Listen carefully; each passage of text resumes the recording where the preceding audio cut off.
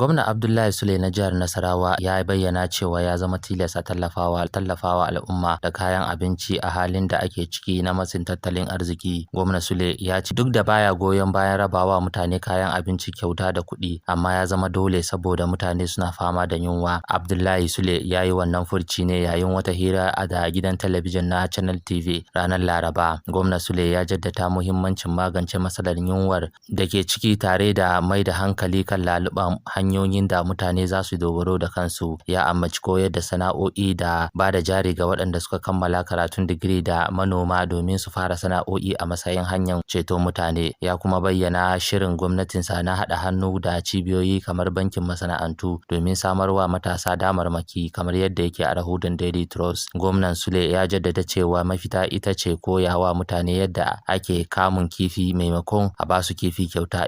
Yana mai nanata bukatar dogaro da kai. Sai dai kuma ya amince da wajibcin samar da kayan jin kai musamman a lokacin da ake fama da matsananciyar yunwa kamar a watan Ramadan da ibadan Krista. Idan ba ku manta ba, gwamnatin tarayya da gwamnatocin jihohi sun riga tsara shirin rabon kayan abinci ga mabukata da gajiyayyu domin rage musu raɗaɗi.